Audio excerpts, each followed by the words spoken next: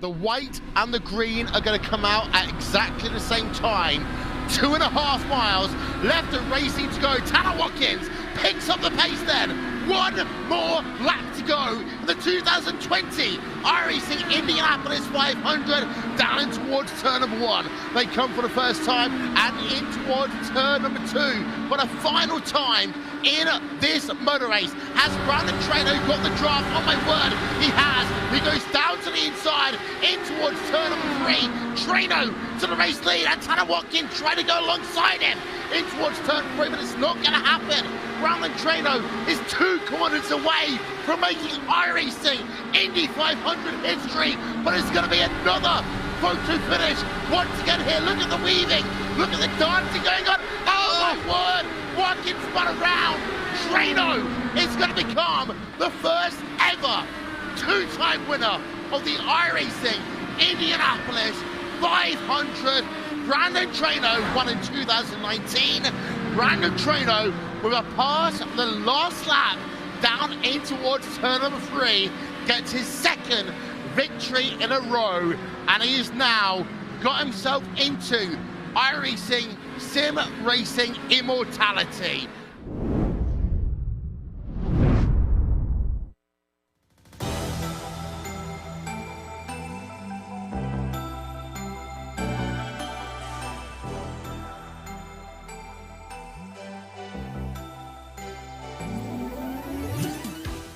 Hello everyone and welcome to RaceSpotTV and a qualifying special. The thrill of 10 miles to yourself here at the Brickyard must be something that the drivers are raring up for this coming weekend in the real world. But here on the iRacing service, the 5-day qualifying grind comes to a close here tonight. And the 33 drivers will lock themselves into tomorrow's 12th annual iRacing Indy 500. My name is Arjuna Kankipati and I'm joined by part of the iRacing IndyCar community to celebrate this 2021 edition of the race and to look forward to 500 miles of action tomorrow. The qualifying order will be scrolling through the bottom of your screen as we work through the next 30 minutes. Cars will be on track in about 15 minutes time, but we'll look forward and look back to some of the incredible finishes we've had here in Speedway, Indiana. Joined by some of the i5G Apex Racing team, as well as Tanner Watkins of OpenWheels.com. And let's start with you, Tanner. Great to have you back here on RaceSpotTV. The month of November is always such a fun time for us, but instead of being in race control, this time you are behind the wheel and looking forward to trying to take the victory here tomorrow. Yeah, thanks, Arjuna. Normally by the end of this weekend, I'm happy to get out from behind the wheel and get back to race control duties, but it's always great to race at Indianapolis during May. This is easily the toughest race that we go through all year long. If you look at the leaderboard, it's the best of the best in the iRacing IndyCar community, and the margins are so slim and so razor thin. You definitely earn it as far as qualifications, and then it's even tougher in the race itself.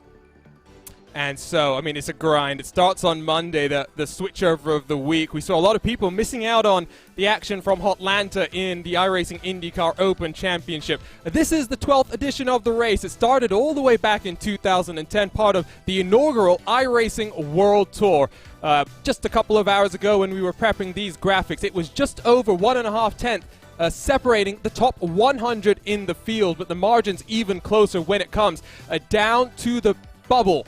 It was 700 separating 11th through 50th, and that got even closer in the last couple of hours as drivers worked their way onto track for their final couple of attempts. We whittled down 1,100 drivers, just the fastest 33 cars, and they will be locked and loaded tomorrow here, 1 p.m. Eastern, 10 a.m. Pacific. My name is Arjuna, and I'll be joined by Will Vincent for that one, so that should be a very exciting race. Let's now talk to part of the i5G Apex Racing team. Let's start with the iRacing Rallycross World Champion, Johan Harth. Delighted to have you back here on the open wheel side of things. How are you looking forward to this race tomorrow? Currently qualified in P number 4. You guys will be hoping that a certain Wilson Neto doesn't come and bump you from the front of the field. Yeah, hopefully we get that double lock for the i5G Apex guys, but yeah, super excited for tomorrow. I think we've got a very strong guy in race room as well, so yeah, we'll see how it plays out. And from your perspective, Johan, what does it take to sling something like this around the Speedway, especially in qualifying trim. It is such a difficult challenge. Take out as much of the aero as you can. In 10 miles, you have to nail 16 corners, and there really is no room for mistakes here today.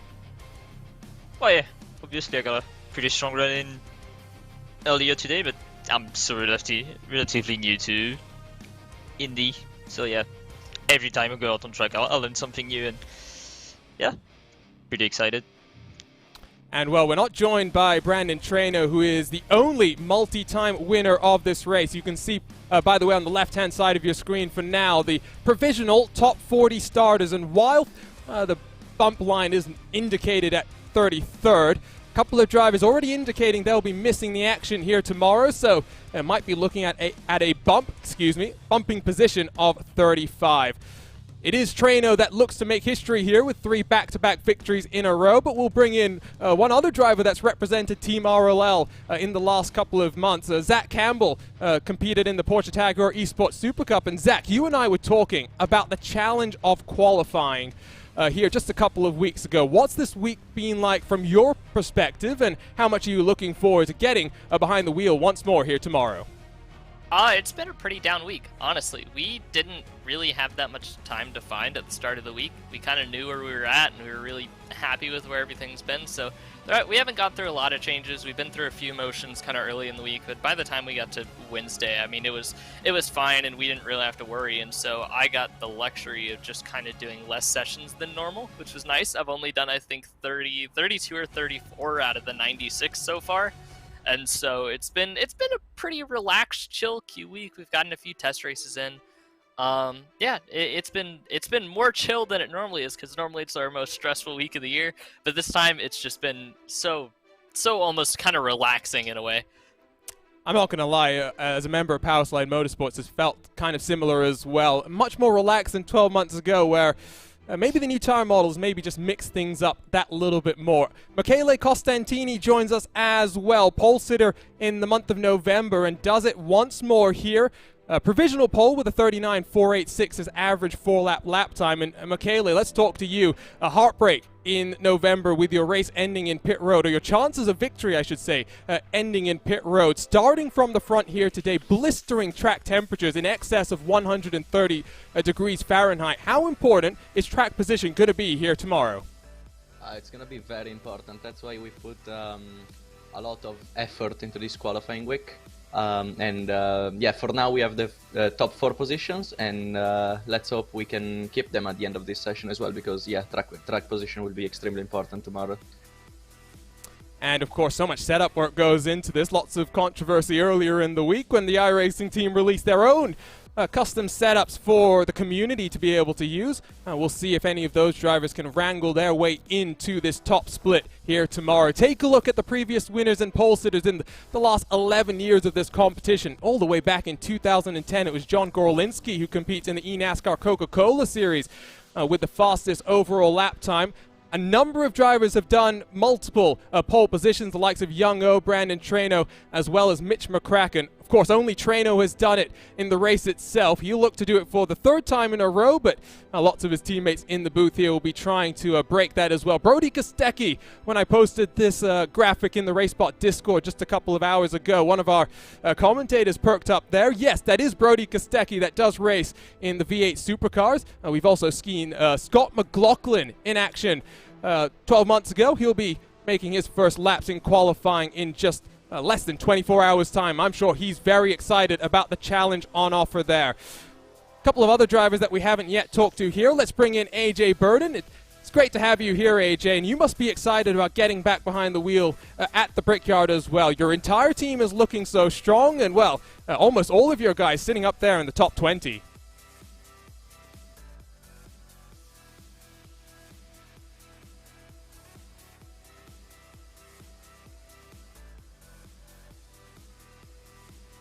Don't seem to be hearing AJ Burden right now, but we'll try and bring him in at a later date. So I tell you what, let's switch on over to Christian Steele as well. Christian, delighted to have you in the RaceSpotTV commentary booth. You had a rather inauspicious return to action after completing another year at university, not being able to qualify for the first round of the ISOWC, but qualifying for this round of the Indy 500 has gone very well. How much are you looking forward to being back on track tomorrow?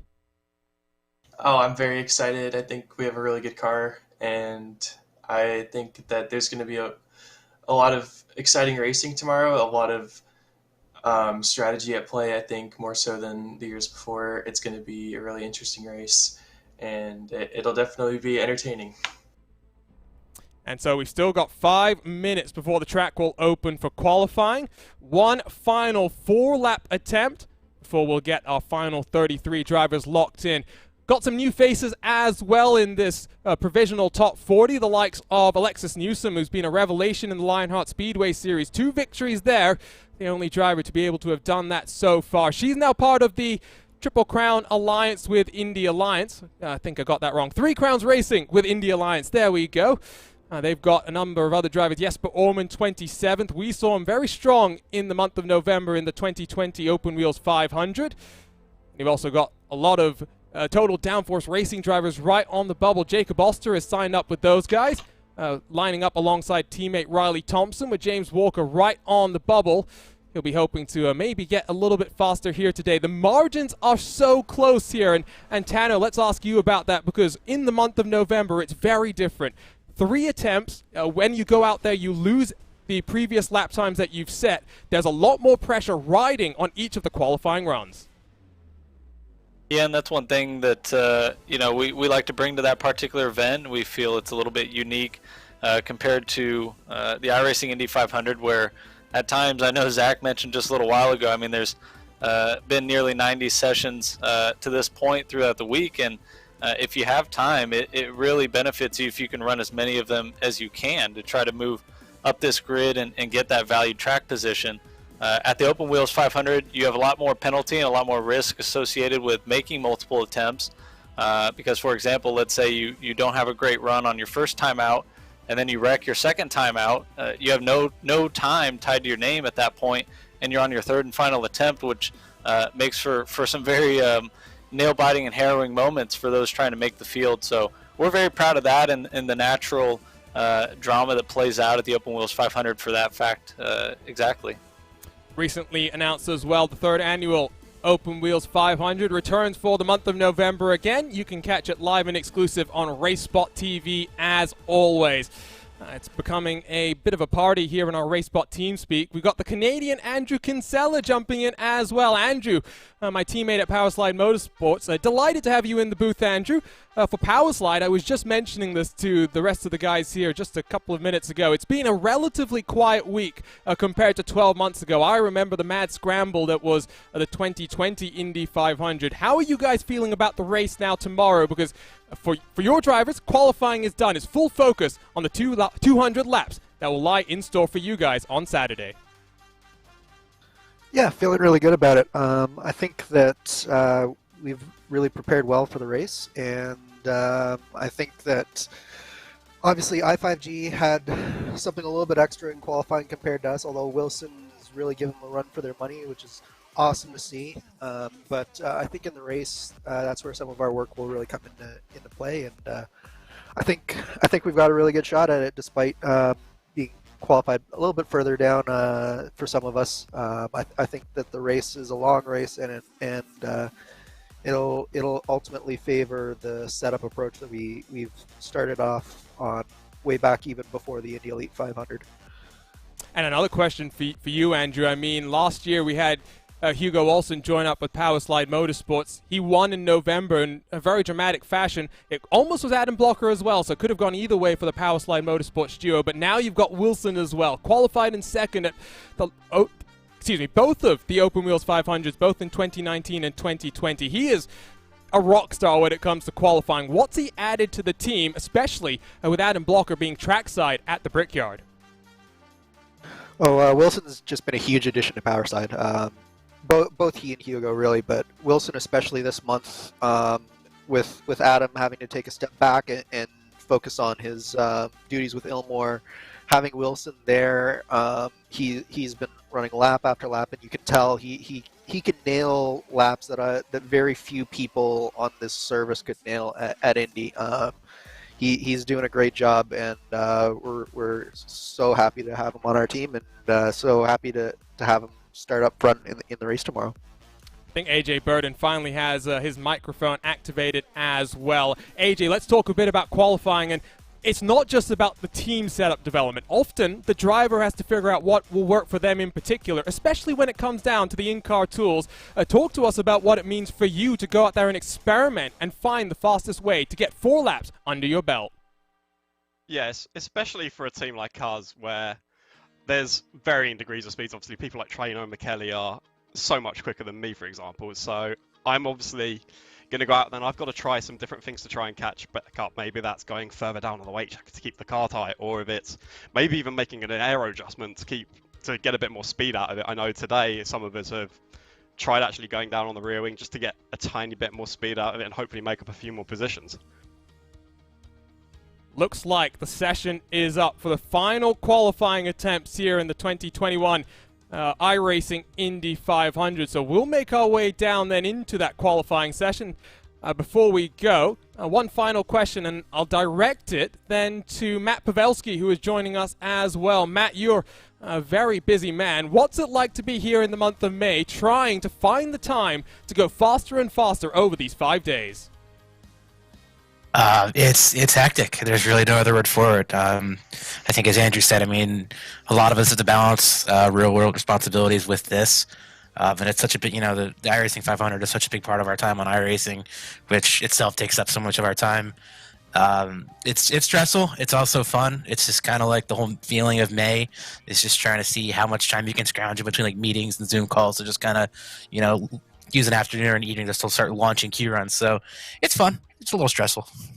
We're going to step aside for just a couple of moments here live on RaceSpotTV. Don't go anywhere. Right on the other side of this, the final qualifying attempts here in the 2021 iRacing Indy 500.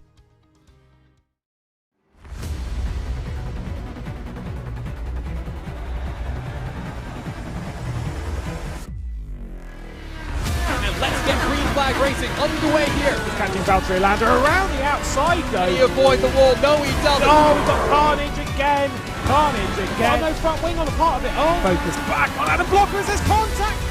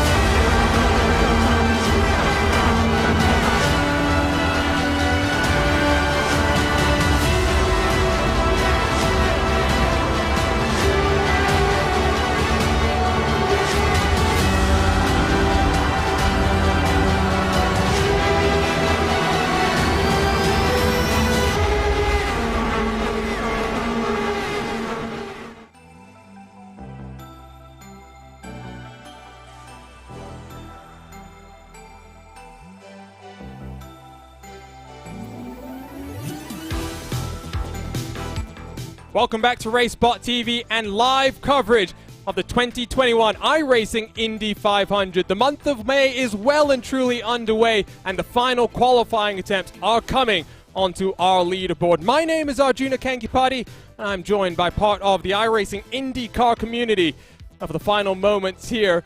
Tension in the air, 6 minutes left then on our qualifying clock, and we're already seeing the cars rolling their way out onto track for their very first laps. Let's check in then with Wilson Nato. All eyes on the Brazilian, now representing Powerslide Motorsports, and Michele Costantini has already noticed the Brazilian is going very rapidly here. Yeah, it's his first 2 laps were really quick, but so were in his first couple of runs that I saw earlier. It seems to drop off on lap 4 a bit, but yeah, let's see what he can do here. I think Zach Campbell is already wrecked out of qualifying. Talk to us about that run, Zach. I have not wrecked out of qualifying. The goal is to be the last car on track this month, so I'm going to go at the last possible minute. We've trimmed out. We're just going to send it with no rear wing on the car. Just going to see if it sticks. So it was a 39.339 for Nato his first lap. 4.40 the second time. I believe it was a 5.43 lap number 3. So let's see what it's going to be here. Michele, you're going mad right now. What are you seeing? I'm seeing a good lap 3 as well, so kind of scary here. Let's see how he brings the car home. Was a bit slidey through 4 there, so let's see what this lap is like. But that's a pole. It could be a pole run, but yeah, his lap 4 is dropped off and he's just matched his average. So kind of relieved right now, to be honest, because his first 3 laps were really good, really quick. I think he probably pulled out some rear wing or something to go that quick in his first 3 laps, but yeah, on lap 4 it kind of backfired. That's what it looks like from the outside, at least. And we'll wait and see what the 4-lap averages are. We don't really get them here in the iRacing service, unfortunately, so... It's 4.99 for Wilson. So he doesn't improve then, does he, Michele? No. Yeah, it was all on his 4th lap that he lost the time, because his first 3 laps were on par with me for pole there, so it's all on the 4th lap. Here comes Marco Brazil, waiting for him to set his 3rd qualifying lap time. Doesn't look as though he is going as quickly as one might have expected, and the Brazilian is on the bubble right now. Newsom and Zegers, they finish up their run. There goes DiCienzo and Stanton as well, excuse me. Lots of strong cars trying to still set lap times. You've got Johan Harth out there. Zach Campbell, I think, has rolled his way out with 3 minutes and 40 seconds left. Let's check in with the gold trim Apex Racing car here. And Tanner, talk to us about the pressure that these guys are under, because you know it firsthand. They've got this final run, and for Zach, he knows he's going to be starting up there in the top 4, but he wants to go as quick as he can here today. Yeah, it's a different type of pressure with Indy 500 qualifying. With the 4 laps, not one is the same from the other. So it almost gets worse as the run progresses, and you know that you're on a strong run, because then that pressure builds. And even though you know in this particular type of qualifying you're not going to lose your best time, there is a lot of pressure on your hands and the way that you carry the car around the track. When you know you're on a heater, I think that's when I feel the nerves more than any other time. Steele, I got a question for you. I mean, for someone who's not had as much practice as maybe some of your teammates coming here to the Brickyard, how much time does it take you to get up to speed? There's a certain line that you have to run here in qualifying, dipping yourself below the white line, as we're watching Zach do right now. It does take a bit of practice to get back up to speed. Yeah, I've probably spent about 14 hours in the past week or so working on qualifying, because if you look at the fastest times, you're like inch perfect from the wall all the way to corner entry and then corner exit. And over that time, you have different weight jacker settings, and you have to adjust your line each lap. So it's really challenging to put that together. For Campbell, it was a 3.40 the first time around, 4.57 second lap, starting lap 3. And the young Georgian with a headshot, and you'll notice tomorrow when you're watching the action here on RaceSpotTV, drivers with headshots are all competing in the ISOWC. We've got lots of IndyCar competition going on, not just open setup competitions, the likes of the ISOWC and the Open Wheels 500, but Lionheart competition as well, all live on RaceSpot. So if you're not already subscribed to us, make sure you hit that red button, and the bell next to it to get notified every single time we go live. Campbell completes lap 3, and it's a 5.49. I'm not sure if that's necessarily the fastest lap, AJ, that he could be doing right now. No, he's probably got a little bit more speed in it, but it's a good, consistent run, and if he can nail this lap 4, he's looking good to maybe even improve his time, which would be an incredible achievement. Lichtenberg and Espety have gone up to 2nd and 3rd, and of course the leaderboard only really looks at 1 lap speed, but it'll be interesting as we wait for the next 60 seconds to roll off if there's been any changes in the qualifying order. And before we say goodbye to you here and focus on the action tomorrow, we will get you the final top 40 here in the 2021 iRacing Indy 500 qualifying results. Campbell completes his run with a 6.38. Fastest on the day, but not sure if he's necessarily improved there, and I'm not sure if one of the teammates can fill me in right now. He's 2,000ths off his PB, so didn't improve, but it was a good run. 2000s, and that's the margins here in IndyCar qualifying. Andrew, talk to us about the run that you just went on, because you are back here in the RaceSpotTV booth. Yeah, just decided to go out for one more. I knew that I wasn't going to get full or anything, but wanted to see one last time what I could do, and I missed a few apexes. Got message on from Wilson saying he nailed 19 of his corners and the last one got him. Had a small slide in turn 4, and that's what ultimately cost him a few thousandths of a second there. But yeah, Key Week is so special, and it's always nice to go out with a bang on the last one if you can. Well, qualifying is over. The checkered flag has flown. We will now wait for the iRacing service to give us the update on what happened, and we will get you those final top 40 results and try and walk you through the grid for tomorrow's activities. Reminder, live on RaceSpotTV, 1 p.m. Eastern, 10 a.m. Pacific, you can catch the 2021 iRacing Indy 500, one of the oldest special events going all the way back to 2010, and the iRacing World Tour. So we'll wait then for my results update here and for me to quickly update the spreadsheet that I have in front of me as well. Let's get some thoughts about the race tomorrow then from some of the different drivers in the booth here today. Let's start with Johan Hart, the iRacing Rallycross World Champion, because I'm sure, Johan, you'll be going to bed pretty soon and waking up early tomorrow to focus on the 500 miles of action. Yeah, I think I'll have a good night to rest, because yeah, all week long we've been race tests, so I had to go to bed quite late with those guys. Obviously they're in the US, so yeah, going to bed at 3-4 a.m. all week long. That's a pretty long week. And let's try and mix things up. I tell you what, let's bring in Riley Thompson. We don't want to just talk to Apex Racing and i5G drivers. Let's try and bring in the entire community if we can. Riley, delighted to have you here in the RaceSpotTV booth. Looks like not 1, not 2, but 3 total downforce racing cars are qualified for tomorrow's activities. Yeah, I don't know how we did it, but I wasn't even planning on doing open this week until iRacing released their setup. Jacob started working on it and sent it to me Monday night, Tuesday morning. So we decided to keep chipping away at it, realized it was actually pretty close to everyone else, and just through this week, I mean, we never stopped. I think we only took like an hour of a break. Whole rest of the time we were going at it, and I mean, to see it all pay off and get all 3 guys into the race, I'm really happy to see. What's it like having a new guy like Jacob on the team? Because it sounds like it was a pretty recent addition. Delighted that it's worked out pretty well for you guys then. Yeah, we actually added him, I think it was last night.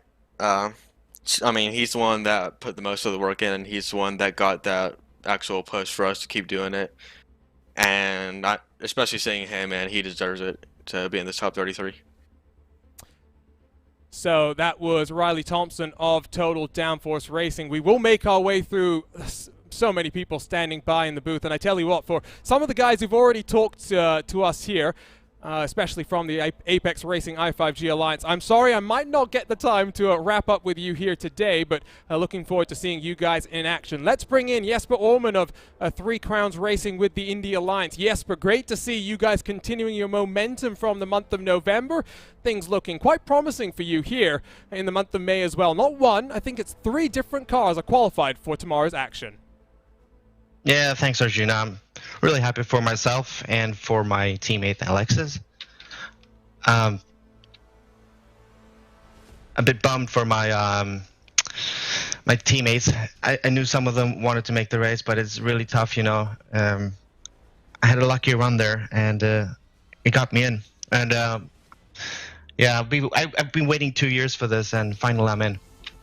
What was the week like for you guys there, Jesper, in terms of working together, getting the setup where it needed to be, and then getting the runs in as well? It's not just like I was talking about with AJ earlier. It's not just about the team, but the driver plays a really big factor in qualifying here. Yeah, well, sure. You know, you got to run like 1,000 laps here in order to get the feel for it. At least for me, I need to practice it a lot. And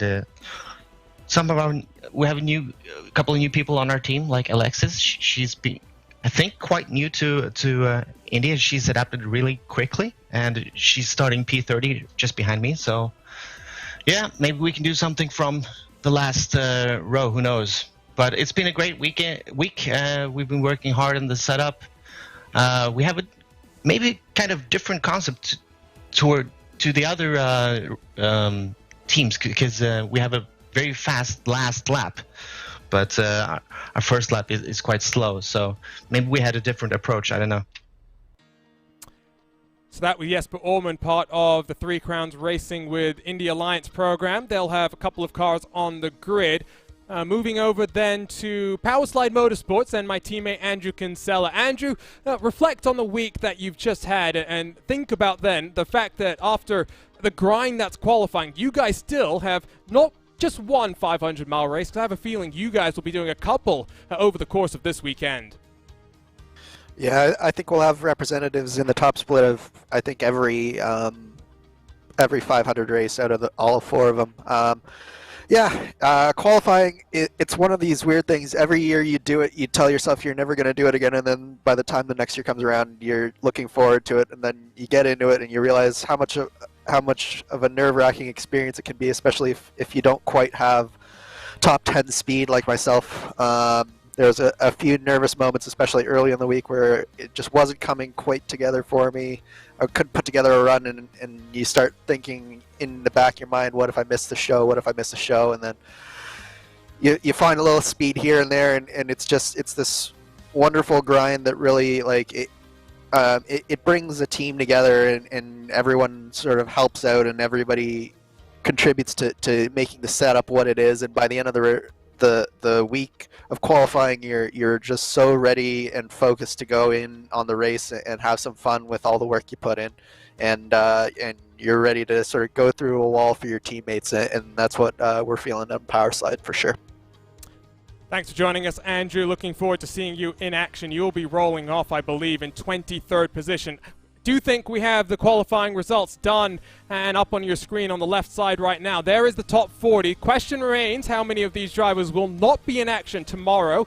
Have confirmation at least 2 of them will not be, so that would promote a couple of drivers into tomorrow's race. Before we go, still a couple of drivers I want to talk to before we say goodbye. Let's talk to Tanner Watkins, part of the OpenWheels.com website, and of course the Open Wheels 500, which we cover here on RaceSpotTV every November. Tanner, what's it like for you rolling off in P7? You came so close 12 months ago. What do you think you need to make this year your year? Yeah, it's just such a long race, and there's just so many things that happen throughout the event. You just try to keep yourself in the mix and keep your nose clean. I've come close a handful of times, and it just hasn't worked out. So you just try to go into it and make sure that you're there for the last fuel run, pretty much. That's when the race really begins, and the conditions are going to be very challenging. It's as hot, if not hotter, than we've seen for any iRacing Indy 500 in terms of track temperature. So passing will be at a premium, I think. Guys are really going to have to earn those passes. Again, appreciate everything that you do, Arjuna, and what RaceSpot does for the sim racing community. You guys do a fantastic job not only bringing our Open Wheels 500 in November onto what I think is the best streaming platform online, but also the iRacing Indy 500 and the long history you guys have of broadcasting this race as well. Thank you, Tanner. Looking forward to seeing you in action tomorrow. A couple more interviews before we say goodbye, because so many people have jumped on in. It would be a shame not to talk to them in preparation for tomorrow's festivities. Jacob Oster, let's start with you here. I'm sure you must be a little bit delighted, a little bit shocked as well. You've qualified for the top split of the iRacing Indy 500 on your very first attempt. Well, you know, I didn't even start running this car till December of last year, so it is a little bit of a shock. On last Friday, whenever I tried to run for Fix, I got second split, and I was like, you know, I don't feel like I can do top split, but I'll try, and I got to a 5-1. Then Monday night, iRacing dropped a bombshell on us and released a set, and it was crappy, but I fixed it, kind of, and I was able to run a 5.99. Then I sent it to Riley. He ran a 5.93, and I was like, you know what? We got a piece here. So I just kept working on it and working on it and working on it. Got some ideas from Riley, got some ideas from games and TDR. It's just like, it worked out really, really well. And, we got in. I screwed up a lot of times. I could have been a whole lot higher on the list based on the run I did right before qualifying. But, that's just what happens whenever you have all this pressure. You've never been in it before. So, first time is a charm, I guess. Nerves or excitement? What's the overriding emotion right now? Because qualifying's done, but now it's all about the race and 500 miles and just getting to the checkered flag. Hopefully Liam's race set is good, because I'm going to use that and then fix it if there's any problems. So that's really the next thing, is to work on that, to get that to be really, really good, because if I learned anything in the fix 500, it's that you don't want to pass on the bottom. So you got to learn how to pass on the top and get the good runs. Try your best to just be there at the end and not get door slammed on lap 100. Good luck tomorrow, Jacob. Looking forward to seeing what you can do then from the rear end of the field. First time trying to qualify. First time is the charm indeed. Connor Harrington of the private label Team Hype Machine. Connor, working with Team Talent for this event. Also your first time trying to qualify for this iRacing Indy 500. What was the week like for you? I know you only came back from a holiday just a couple of days ago, so not much time to get your speed back in your system and put in that vital qualifying lap time. Yeah, a little bit of a crazy week. I think, if I remember correctly, I believe my first official run off the plane might have been good for like 33rd, which was very surprising. I have to shout out Jason and John and everybody at Team Talent who really answered the bell and put in a ton of work on our setup for this week. It makes my life very easy when it's a fast setup that's very easy to come in and sit down and hop right in it and make a great run. And we found a couple things as the week went on, and just a little bit more speed and just getting that rhythm and figuring it out. So we're really happy to start 10th. It's my first top split 500. So we're excited to start 10th. It gets us out of hopefully some of that midfield craziness that might happen back there. And if we can kind of survive the first couple stints, settle into a rhythm, I like our chances. If we can put ourselves into a good opportunity to make something happen, I think we can definitely capitalize. How was your vacation, by the way? I'm sure you must be pretty relaxed. You missed out on Lionheart action on Wednesday, so full focus here at the Brickyard. Yeah, vacation was always nice to get away. Being an essential healthcare worker throughout the pandemic, really nice to finally to cut loose for a week and get away from everything. And so being able to do that, obviously very thankful. It was a great reset for myself, and now we're back in the saddle. A little bit back to reality, unfortunately, today when I had to go back to work. But it was a great time, and we're ready to show them what we got on Saturday. It's gonna be one heck of a race. One more sleep, Connor. Good luck tomorrow. We'll be seeing you in action then 1 p.m. Eastern, 10 a.m. Pacific, here live on RaceSpotTV. One more interview before I think we'll wrap things up here in what was a whirlwind stream. The chat has been much more excited than I really anticipated it being. Zach Campbell, I mean, what does this race mean? It's the most special of the special events. That's what I've said over the last couple of months. There's no other race, no other special event where people remember who won not just the broadcasted race, but who won on the Friday night and who won on the Sunday as well. This is the most important race for so many people the entire year. It's the peak, and even being a driver in the iRacing World Championships, I can safely say I want to win this race worse than any past race. It would mean so much more just to go out there and win tomorrow than I could even explain to win a past race. You put so much work, so much effort. It's the hardest race to qualify for. It's the hardest race to really perform in and be there at the end. You have to be lucky, you have to be good. And it's such a special event, and it means more than any other sim racing event to me, and I think a lot of people feel that way too. So I'm super excited. I'm ready to go tonight for the Friday Night 500 just to get a little bit of testing done for tomorrow, and then send it tomorrow, and hopefully we have a good enough piece to compete. There's a famous number that I like to harp on here on RaceSpotTV, Zach. 60 hours. That's what Brian Lockwood once said he did for the season opening round of the 2020 Porsche Tag Heuer Esports Super Cup. I know it's a lot more than that over the years. Can you give these guys an indication of how many laps that you've done just for the 2021 edition of the race? It has to be close to 2,000. I've had to delete stuff off my VRS, just kind of throughout a few things. I've had to delete a few sessions, but it's definitely over 2,000. I didn't do as many as last year. I mean, the most I've seen is probably 56 hours, not including the races. I did 52 last year, not including the races. It takes so much dedication to be here. This, I think, is going to end up being second on the whole VRS, where you have how much time you spent on track. It's going to be probably the second most behind last year's Indy 500, in front of all the other PESC races over the last year. So it's a lot of work. It's not just four corners. It's something so much more. You got to work on so many details, and it's so much fun. I can't explain it. I can explain it, and I'll have that pleasure tomorrow alongside Will Vincent. I was jumping into a practice session with some of my teammates just yesterday, building up speed for the race and building up all that preparation for this Saturday as well. Let's quickly walk you through then what we expect to be the starting grid in tomorrow's action. You can catch it all live on RaceSpotTV, 1 p.m. Eastern, 10 a.m. Pacific. It will be Michele Costantini taking us to the green flag, a 39.486 with his teammate on his outside. Brandon Traynor looking to make history.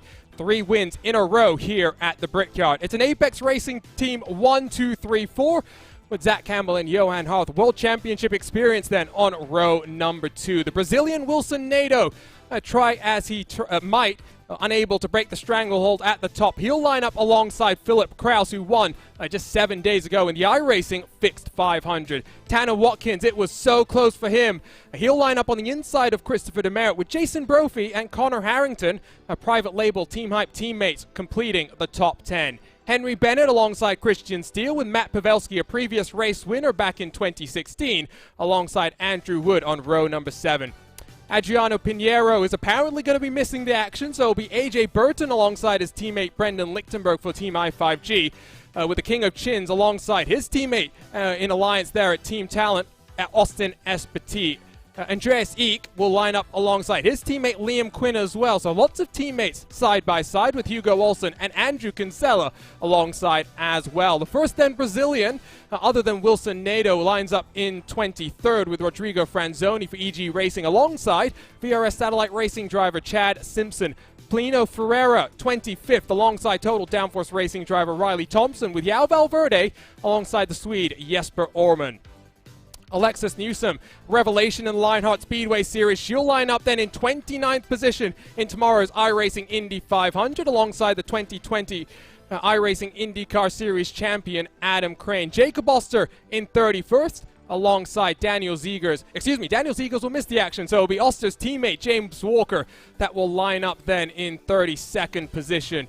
Frank Levick and Marco Brazil. Not sure if we'll see one of those drivers make it in, but lots of action here live on RaceSpotTV, and it's all going to come to you here on YouTube here tomorrow. Time to say goodbye, but before we do that, some partners to thank as well. TV cameras brought to us by Istvan Ballo and TrackCams22.com, with additional car cameras designed by RaceSpot's own Tyler Maxson. ATVO provides our graphics as always, and you can see lots of new additions here tomorrow. 10 a.m. Eastern, 1 p.m. Eastern, 10 a.m. Pacific. That's when you can catch all of the action. Will Vincent alongside myself, Arjuna Kankipati. I cannot wait for the 12th annual iRacing Indy 500. So much excitement yet to come in one of the biggest events of the entire year. So long for now, and we'll see you tomorrow for the 12th annual iRacing Indy 500.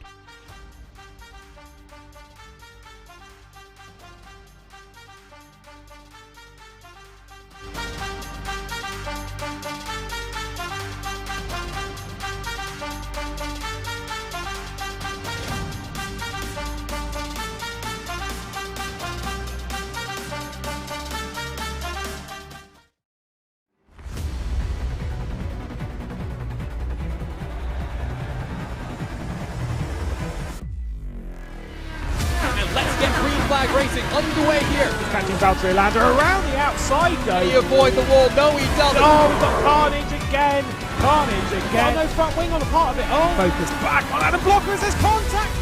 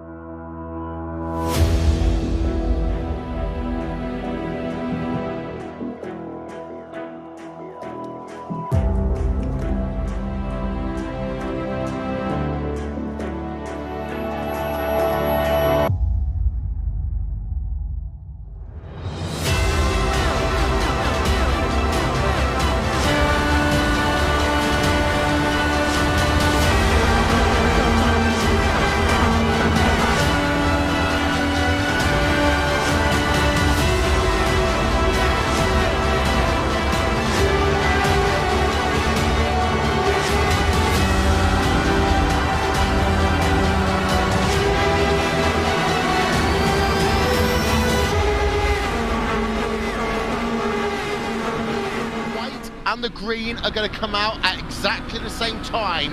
2.5 miles left and racing to go. Tanner Watkins picks up the pace then. One more lap to go. The 2020 iRacing Indianapolis 500 down in towards turn number 1. They come for the first time and in towards turn number 2. But a final time in this motor race. Has Brandon Trano got the draft? Oh my word, he has. He goes down to the inside, in towards turn number 3. Trano to the race lead, and Tanner Watkins trying to go alongside him in towards turn 3, but it's not going to happen. Brandon Trano is 2 corners away from making iRacing Indy 500 history, but it's going to be another photo finish once again here. Look at the weaving, look at the dancing going on. Oh my word, Watkins spun around. Trano is going to become the first ever 2-time winner of the iRacing Indianapolis 500. Brandon Trano won in 2019. Brandon Trano with a pass on the last lap down in towards turn number 3 gets his 2nd victory in a row, and he has now got himself into iRacing Sim Racing immortality.